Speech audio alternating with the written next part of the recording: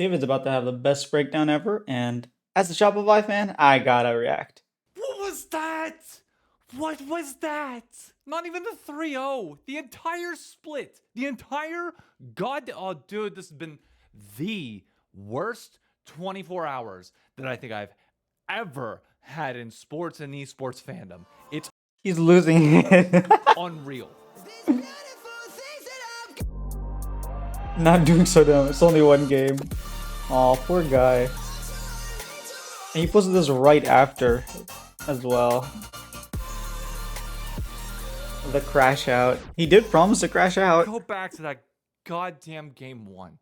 Somehow, some way, we chuck a 7K gold lead. All right, when we are up, and it's one play.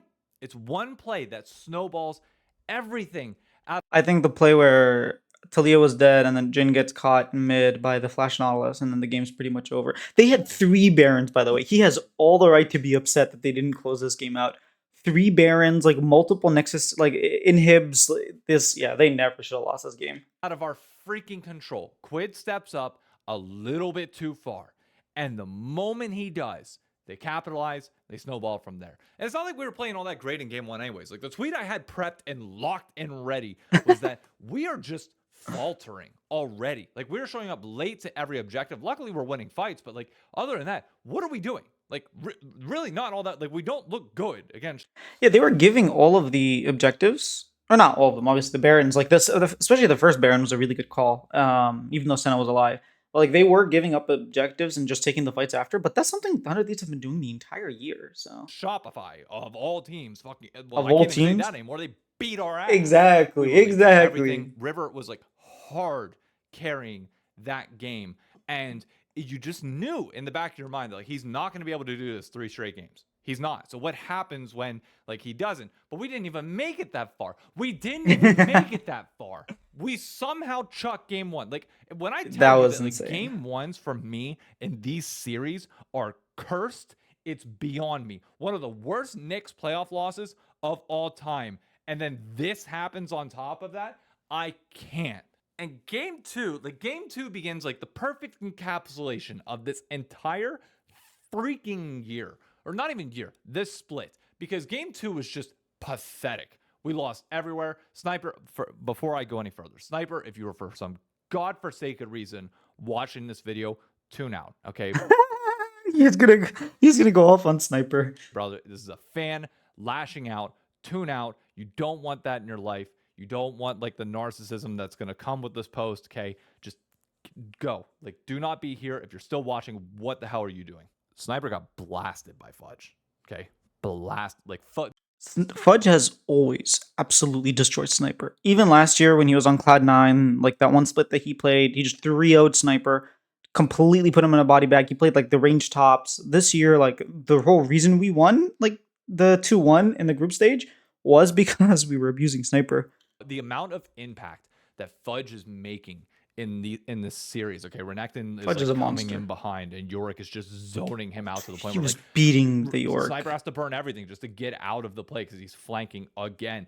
And it's like, well, what are we going to do here? So then it's a 5v4 and they collapse on us elsewhere. But it's not like we were getting great leads anywhere else on the map, really. Like, we're just falling behind. Like, River, like, where's he going to go, okay, whenever Quid is having a dud series? Like, if we're talking biggest fall off in terms of, like, what you expect from a player to where they were this series. I'll give that much. Like Quid could have carried game 2 on Azir. His Tilly game was pretty good. He definitely could have carried game 2 on Azir. He was like the one who was getting the shutdowns and like he was inting. He was trying to shuffle every single fight instead of just letting the Sejuani stand in front of him and killing us. And it was really scary. And the fact that we were like had to flash Annie ult him over and over and over, and it was like really difficult. And then in the end, he's just like, you know what? I'm just gonna shuffle in. You don't need to do all that. It's Quid because Palafox was like rated by everybody to be the worst mid laner in the league, hands down, bar none. Every Shopify fan that I know was like, hey, we're getting a new mid laner next year. Not me. Not me. And now it's like, hey, you might still do that and still beat us. I don't know. Quid had a dud game 1, which unfortunately like didn't really lead to much. And then game 2, it's just like we're not getting advantages. The fact that like we can't get advantages over Palafox on like Okay, he was like 100 CS up. In his defense, he did get like a lead, but Azir into Annie is like such a good matchup, and he got what he was supposed to get. Quid's comfort champions. All right, spells problems already, whether it's Yeah. nerves, whether it's something going on behind the scenes. Like, let's go there, okay? No, no, no. In Quid's defense, like I feel this too sometimes. When you lose faith in your teammates, or like your teammates aren't playing as well, you have to make the hero play, and you don't just play like normal to your MVP level. Now he wasn't obviously playing to his MVP level this series, but I think the idea of like, oh, Quid isn't playing as well is because like, well, my teammates aren't really helping me. If I just play normal, we're gonna lose anyway, so I might as well make these hero plays, right? That's what I think he's doing. The game one to game two transition where we lose the most utterly ridiculous way in game one to then getting smashed in game two is like the How many teams have lost with 3 Barons in a row? There has to be a stat for that. I think maybe 2 years ago there was like a team that would never get Baron but win every single game. But yeah, just 3 Barons in one game and still losing is quite crazy. perfect How do you not end the game? You have freaking Leona and Nefiri. Those champions are OP. They definitely should have won game one. encapsulation because we've faltered all season. Okay, we started off great in split one, and then split two we come into this year and things just start crumbling. Scrims are going terribly. Rumors about us are freaking god awful, and it's just like, okay, talk to Spooks. Hey, rather collapse in the middle of everything, not at the end. Well, guess what? We collapsed at the end as well. It never stopped. I've been saying this. Shopify has been going on the up and up. 100 Thieves have been going on the down and down. We should be favored. And people are like, oh no, it's just Shopify. Like, you guys don't look. You got 3-0'd by FlyQuest. I'm like, look at the 3-0. Look at how close and competitive we were. FlyQuest is the best team right now. What more do you want from us? But we get so booty blasted in game two that it's like, okay, we gotta do something to bring us back. Dude, that game three something So was not. in the first round, I'm like, okay, sniper locks Riven. If you're gonna go out, you gotta balls on the table, lay it all out there. And he Oh, he laid himself out there in the wrong way. did exactly that by locking in the champion that he's never lost on his entire pro career. Okay, runs in the family, it runs in the blood at this point. He's got it covered. But they lock in Mundo Orn, and immediately I'm thinking, oh man, okay, well, we have a Jace, we have a Riven, and we have a Maokai. I don't know how we're gonna be able to really hold out here. You don't. Okay, so, well, you're kind of pinched. And the one champion that I decided to make fun of this past week in a joking tweet, which has since just become the bane of my goddamn existence that I open my mouth for just a little bit, is the Smolder. And go figure, we lock Smolder Alistar, short range, and melee support into a Nico Varus. Nico Varus. Dude, the pain of playing that Go matchup. down a bunch of CS, lose lane pressure, sniper Like has to 30 come down and CS, cover, sniper 8 minutes gets in. popped right away, and then the game's just over. Mundo's ahead. He gets to walk all over everything, do everything. Push, he wants, push, and we're just push. sitting there, fuck the entire time. It's ridiculous. It's so ridiculous. Dude, that game 3 draft was like, give everybody their comfort. Who cares about the draft? We're better players. Spoiler alert, they weren't better players. They were down like 8k gold less than 20 minutes in. Unbelievable that you knew from the moment draft was locked in. That's like, You did. You did. It was desperation for sure. How did it get to this point? Like how is it so bad? Okay. How did nothing change from week 2 on of this split? That's my biggest question. Like, I'm fully well aware Things have been changing for the worst. Like, they've been consistently getting worse. This is not 100 Thieves week 1. This is not 100 Thieves split 1. It's not like they're playing the same. The teams are playing worse. No, they're just getting worse. So I can see why he's like pretty upset. changes need to fucking happen. All right. You Oof. can't have a split like this after split 1. And it's not just like, oh, they faltered at the end. It's like, no, we knew problems existed from the fucking jump and did nothing, it seems like, to remedy that. Now, it's not saying that people weren't trying, obviously, and this would be probably the appropriate time to jump in and say this is a quick caveat now. If I see anybody attacking the players, the staff, the management, anybody Just don't. 100 Thieves, Just please don't. put their comments or put their names in the replies here or in like anything there. I will solo them fucking out, okay, and call them out for what they are, which is fucking terrible fans, okay? You want to lash out like I'm doing right here? We keep it within ourselves in the community. There are people within the org that's going to see this shit, but they know to tune out if they want to. If they don't want to do that themselves, they don't have to watch. I mean, I think you can still tweet like, "Oh my god, what the hell did Sniper do?" But just don't at him, you know. And I'm not going to sit here and like fucking tear down 100 Thieves in any way, shape, or form. Like, I'm going to tear down our systems as we fucking should right now.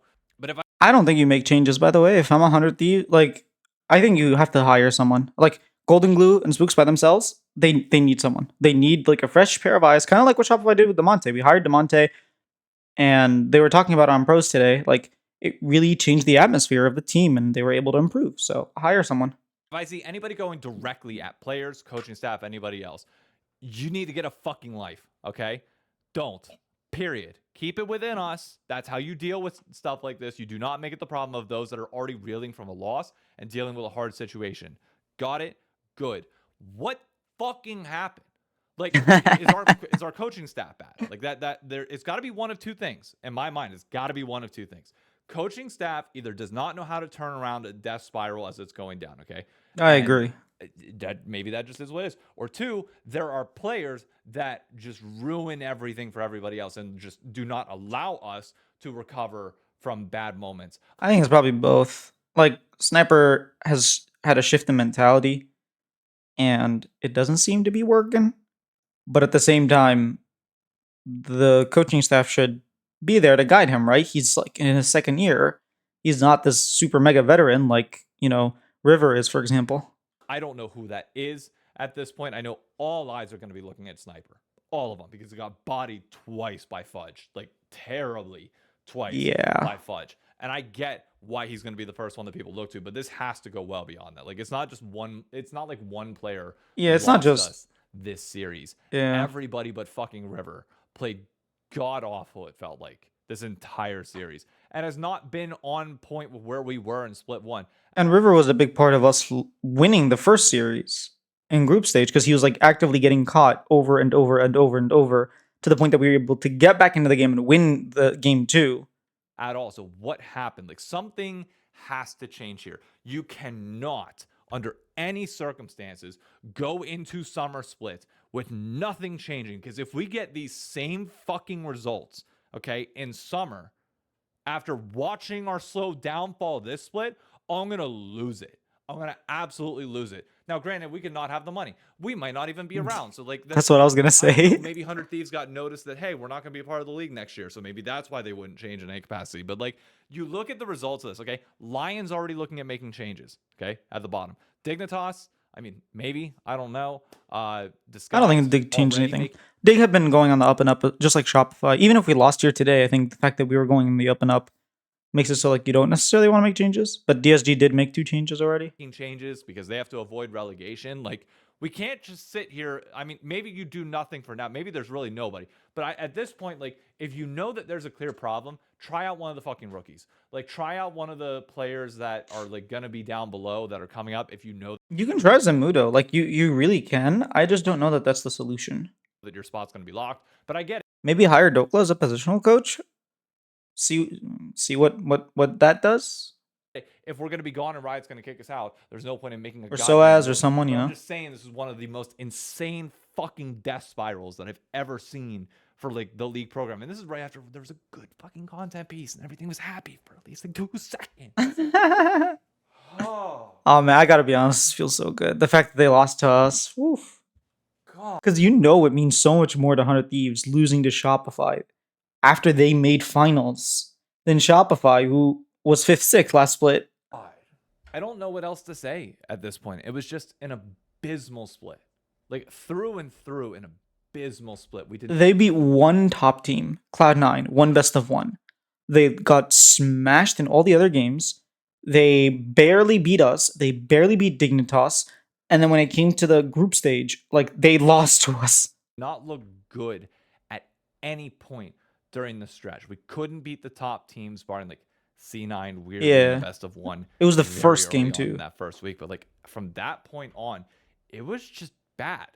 Like, this was a bad split, especially when you consider where like expectations were. It's not like we were like projected to be 8th and we finished like 5th, 6th. It's like we got demolished when we were supposed to be top 4, and we are no longer that case. And like, the ridicule that this is going to open us up to Oh is yeah. just tragic. But now, like, this is where we're at, which is horrible given the pieces that we He's got to have. do the So I dance. don't know what's got to change, but something does.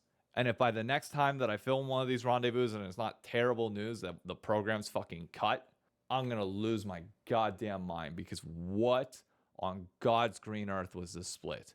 It's one that honestly, I'd like to get to July already and forget that it ever even happened in the first place, because this was the most pathetic thing ever and the worst 24 hours that I've ever had to deal with as a sports fan. I haven't opened You're Twitter welcome. since we lost, and I'm scared to. But I got to go fulfill a bet because I lost a fucking cloud. Yes, he And did. Yes, he thanks for did. coming to my crash out. You're Like welcome. and subscribe, because I have to I'm do already that thing subscribed, because my of friend. content creator stuff.